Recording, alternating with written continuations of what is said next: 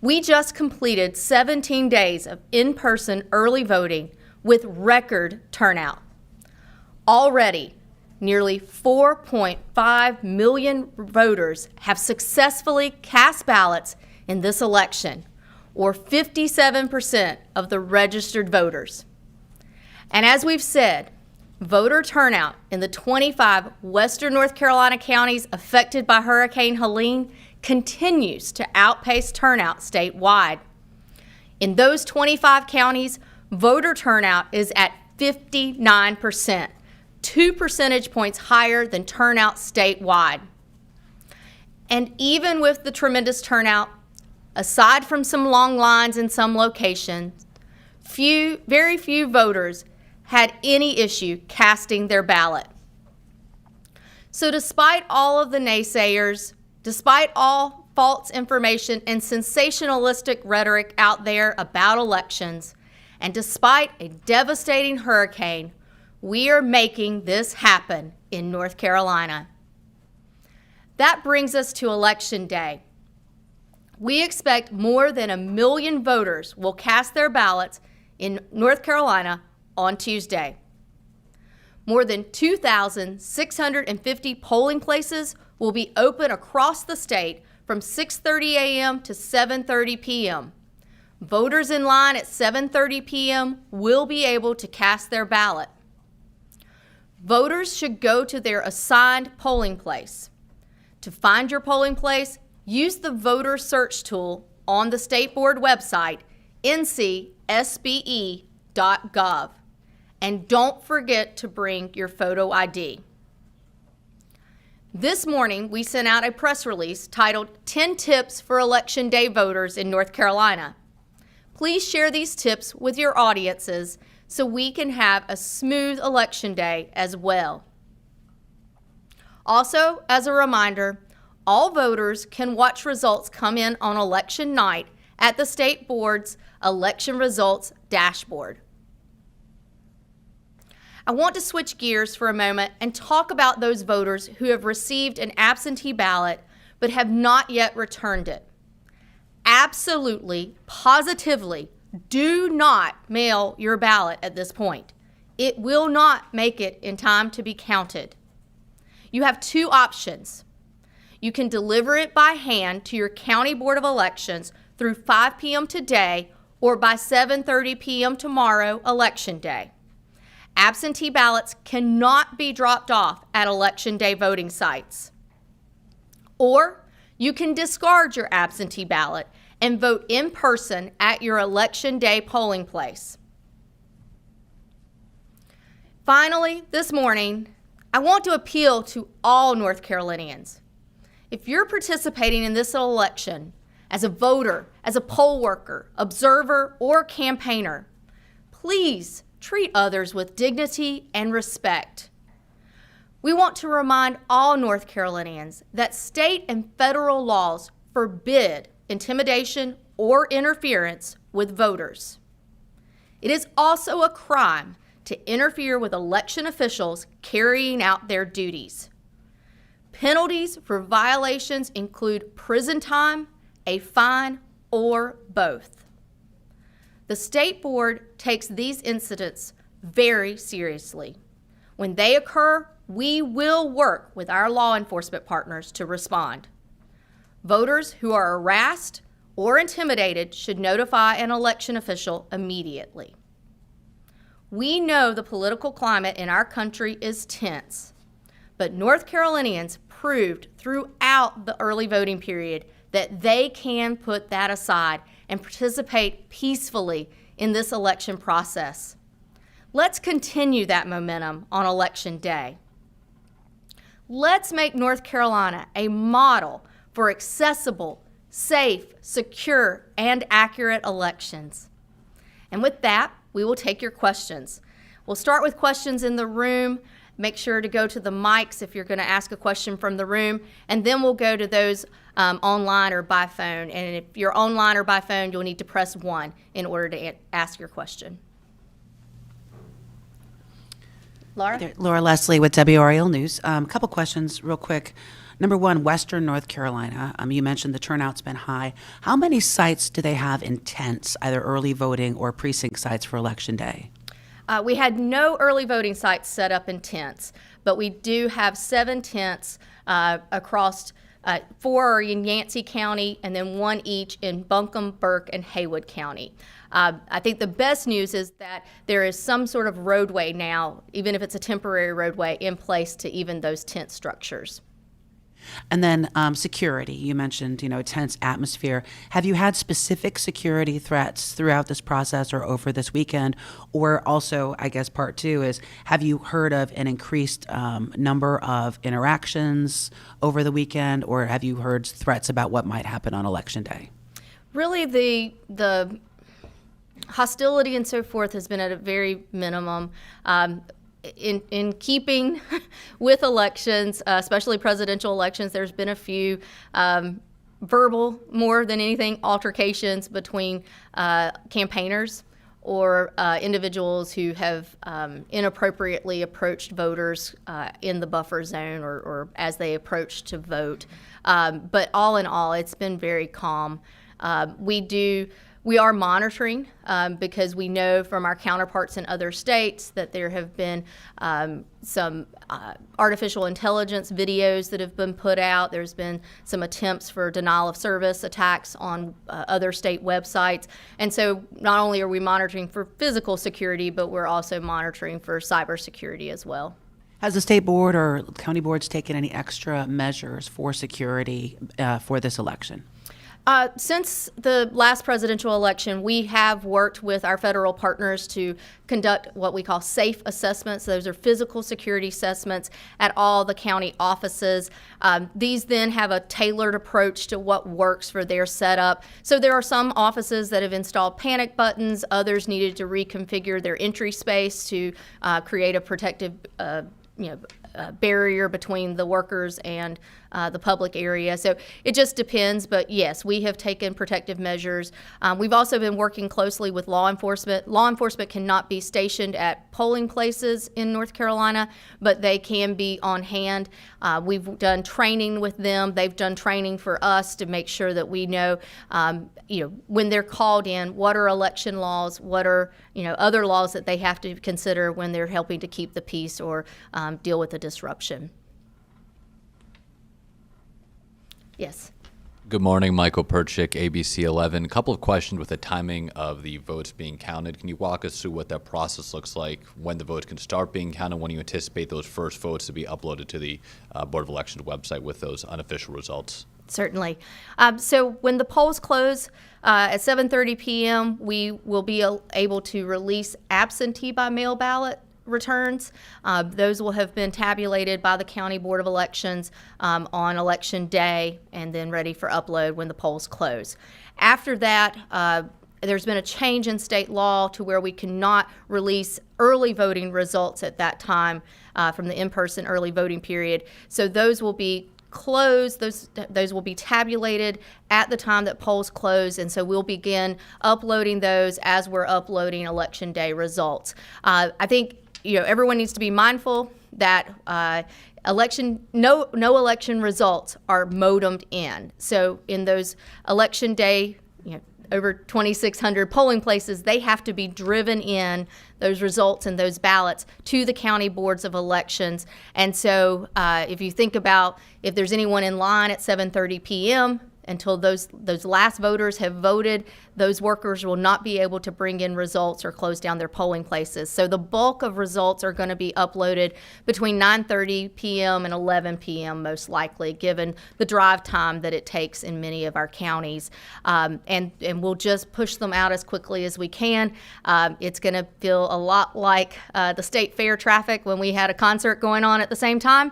There's going to be some bottlenecks, and everybody just needs to have patience. But know that our objective is we will be, provide them as quickly as we can, but the real objective for us is be as accurate as we can. Most likely, if all goes as planned, we will have the last of the results up sometime in the midnight hour tomorrow night to Wednesday morning. You just took my next question. Well, so thank there you. you go. Paul? And I just wanted to add that the election results that come in on election night, we're estimating about 98% of the votes in the election. There are ballots that our law requires that be counted during the canvass period, so after election day.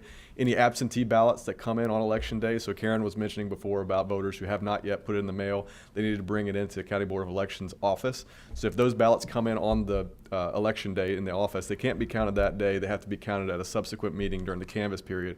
So you're going to have some absentee ballots that get counted after election day. Provisional ballots, we're going to have tens of thousands of provisional ballots across the state that will need to be reviewed and researched by the county boards of elections, and those will be counted during the canvass process as well. So you'll have this 10-day period after election day where a small number, relatively, of ballots still need to be counted. But as of election night, as Karen said, when the last results come in, midnight or hopefully soon thereafter, it'll be roughly 98% of the votes cast.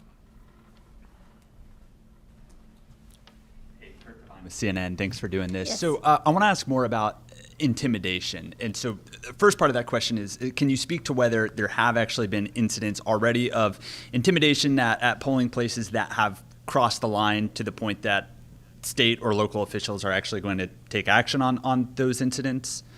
Paul, do you want to talk to that? Because some of that might be investigated. Without getting into specific cases, that whenever we do receive a report of potential harassment, intimidation, or interference with a voter, as the executive director mentioned, we take it very seriously, and we take an incident on that, and our investigators look into it. They'll interview subjects or witnesses and potentially involve local law enforcement. And we have a number of cases that we're looking into right now. It's not widespread. It's sort of on par with what we typically experience in a large election, a general election. So that's the process we use. And if the evidence is substantiated that there was a crime committed, then we'll refer that to a prosecutor. Just to get into the weeds a little bit for a moment, I'm thinking about tomorrow, and I think on every election day we end up on social media or even in emails to us, seeing people complain that they feel they were intimidated in some way. And so I'm wondering if you can, to the extent you can in a limited amount of time, outline the sorts of behavior that is allowed at polling places. I'm thinking of hearing people say things like, campaign people associated with a campaign were playing music, or they were this close to the polling place, or those sorts of things. What is allowed and what does cross the line?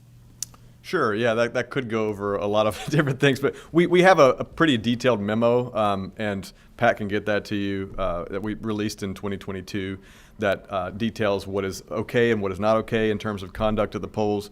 But just to briefly describe, voters should be able to enter the voting place, especially once they get to that 50-foot buffer zone, free of any interference. So once you get to that buffer zone, no one should be approaching the voters at all.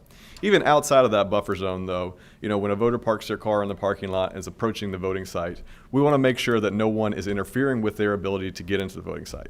Now, that doesn't mean that a campaigner who wants to advocate for their candidate can't approach the voter and say, hey, will you support my candidate? That's First Amendment activity, that's expressive activity, that's protected.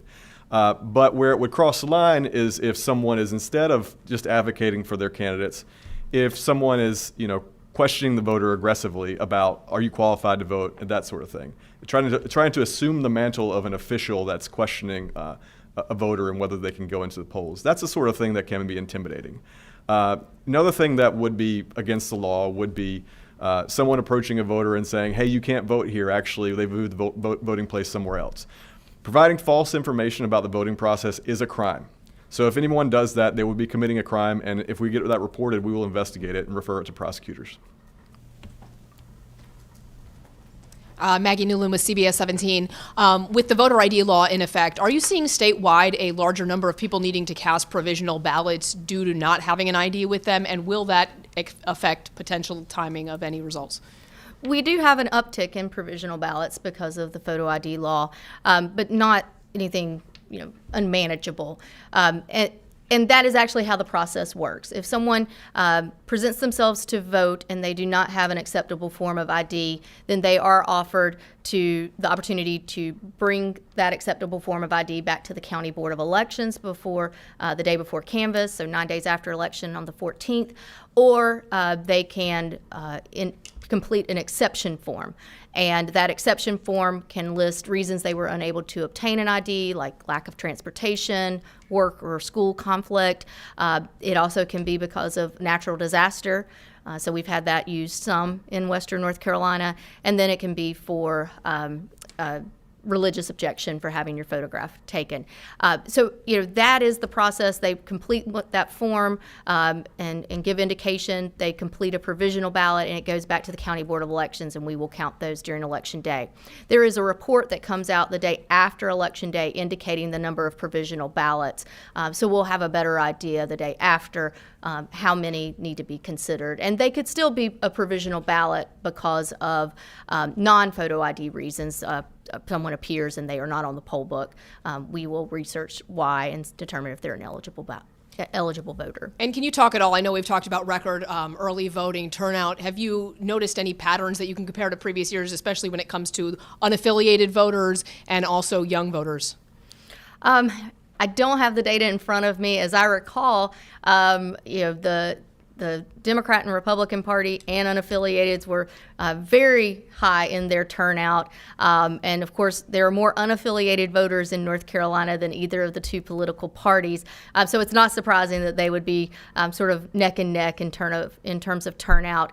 We did in the latter part see an uptick in younger voters turning out. So, it'll be interesting to see who turns out to vote tomorrow, given, where we are. But I think, one of the things I would stress is that this election's not decided. Just because 57% of North Carolinians have already participated, we saw 75% turnout in 2020. So there are still a lot of voters who can come out, vote, and know that your voice will be heard and that your vote will be counted. Yes. Hi, thank you so much for taking our questions. I'm David Lamb with NTD News. So in terms of poll workers and training and hiring, how has this year been in terms of improvements over last year's with poll workers?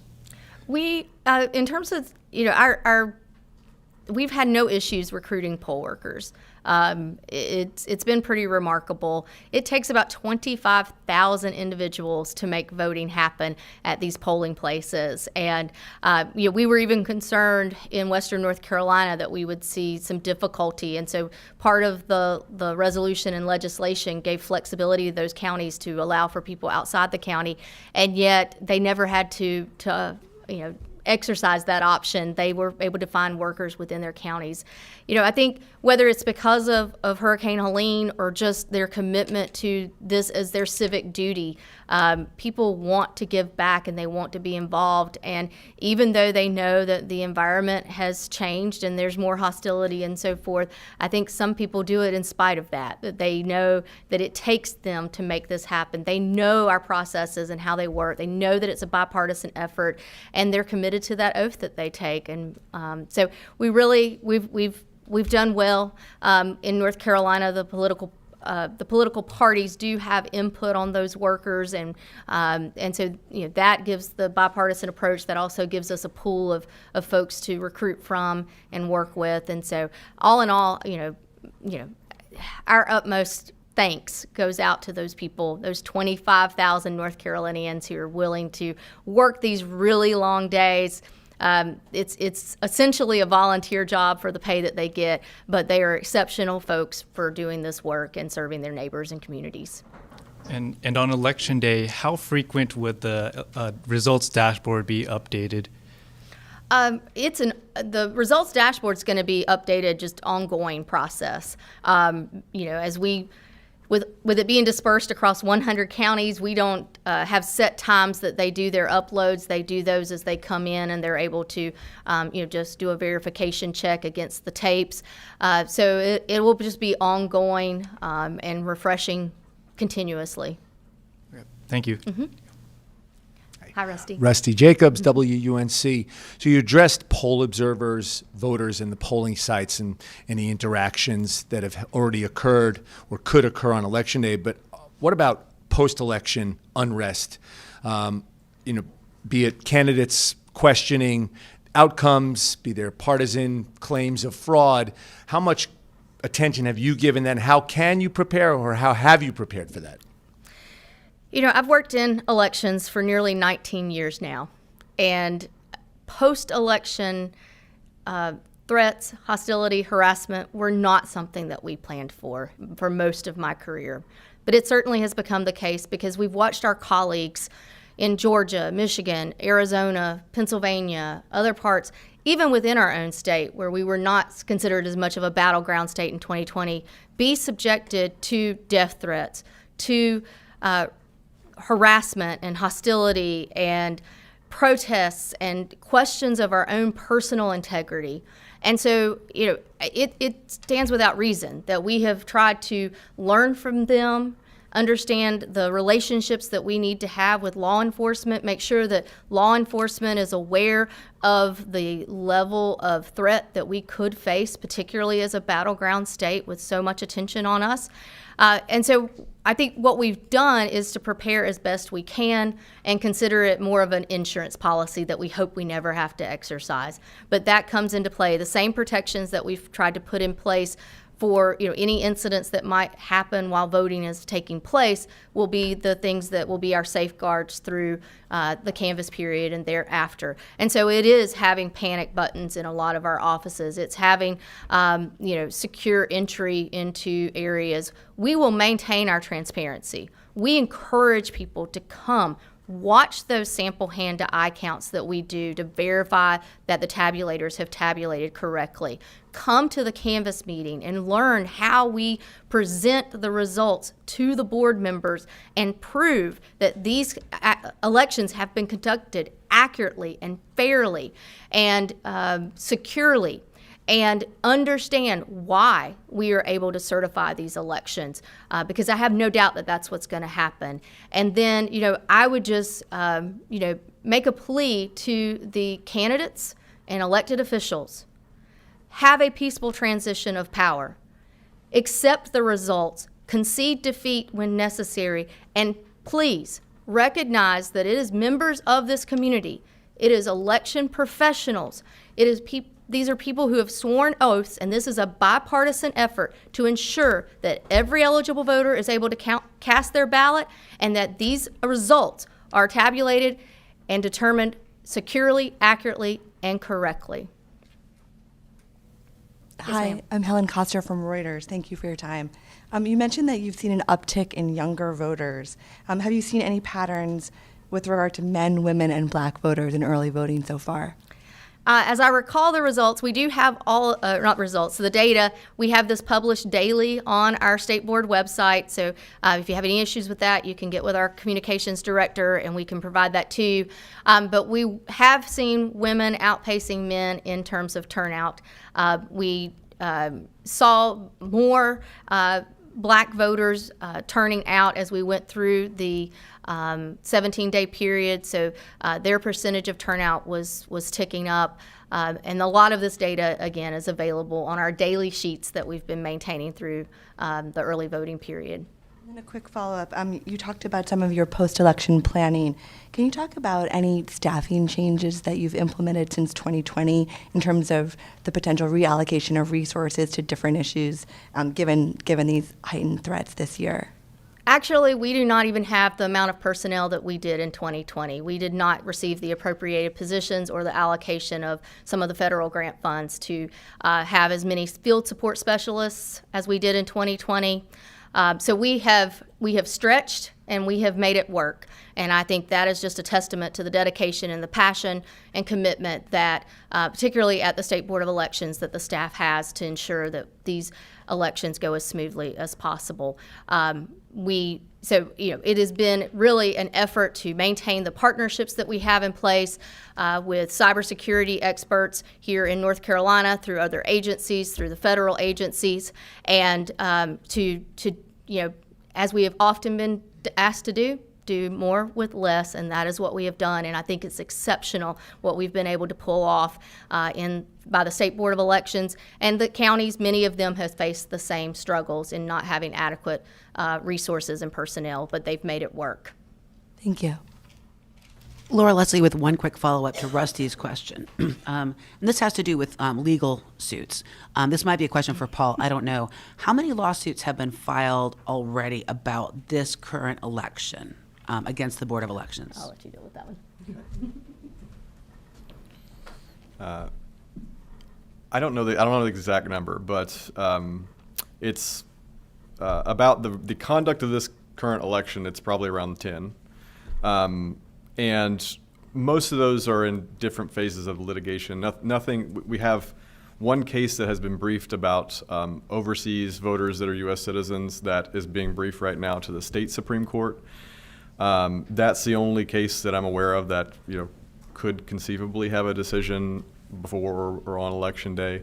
All the other cases are sort of in a holding pattern where the rules are set, the rules of the road are set as they should be before election day, and so we'll see what the courts decide in the coming weeks. But that's sort of where we are with all the litigation. How does that compare to an average year? Or election year, I should say.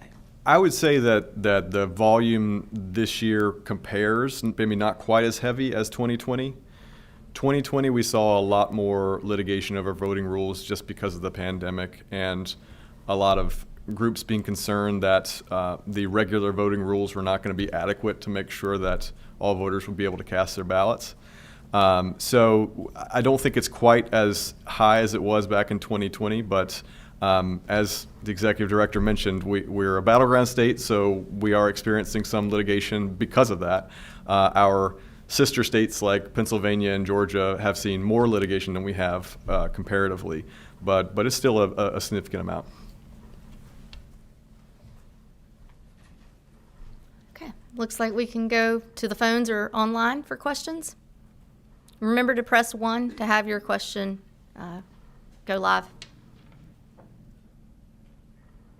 Hi, first question online is from Allie Reed of AccuWeather Network.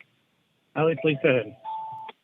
Hi there. I hope you guys are doing well. Thanks for doing this press conference. Quick question for you guys in regards to, again, Hurricane Helene and the impacts that has had on this election. Can you guys just explain further what you guys had done following the hurricane to make sure and ensure that everyone that was going to vote in this election was able to? So we've taken a series of steps since Hurricane Helene did such devastation to Western North Carolina. Initially, it was just to make sure that we could get our offices back up and running and able to serve the public. That took about a week, as we had 14 that were not online that very first Monday following the devastation. Within that, shortly thereafter, we were working with the Postal Service as well to make sure that mail service was continuing, be that for voter registration mailings or for the absentee ballot request, since that had already started and we could also receive mail for those purposes. We worked with North Carolina Emergency Management to begin identifying what it would take to be open for early voting on October the 17th, and that included obtaining power to the sites, determining if they would need portable restrooms, things of that nature. We worked with the counties, with other officials, and among the state board staff to help craft a resolution for the state board to adopt that gave flexibility to the 13 hardest hit counties. That resolution became the basis for the legislation that was passed in the Disaster Relief Act that expanded it to the 25 disaster area counties, and that was signed into law by the governor. This gave the counties flexibility in terms of relocating or changing the hours necessary for early voting to continue. That also allowed them flexibility with poll workers, with polling places for election day, and things of that nature, and also the ability for multi-partisan assistance teams to assist voters beyond what is designated with care facilities. So that's, those were the other key steps, and then it just became, working the plan until we could ensure that we could have as many sites open as possible. We had early voting sites open in all 100 counties on the day that early voting started. That included 76 of 80 planned sites in those 25 Helene-affected counties. We had power, which is a testament to the power companies and the linemen for making sure that that was possible. We then, so we had voting going on. We turned our attention to Election Day, and as things have continued to improve, we have been able to open up the vast majority of polling places. We have been able to address voters in isolated areas, and through the efforts of emergency management and DOT and so many others, there is a way in to those isolated areas now, and we only are using 7 temporary tents that emergency management helped us to source and get set up securely and safely for 4 in Yancey County, and then 1 each in Buncombe, Burke, and Haywood County.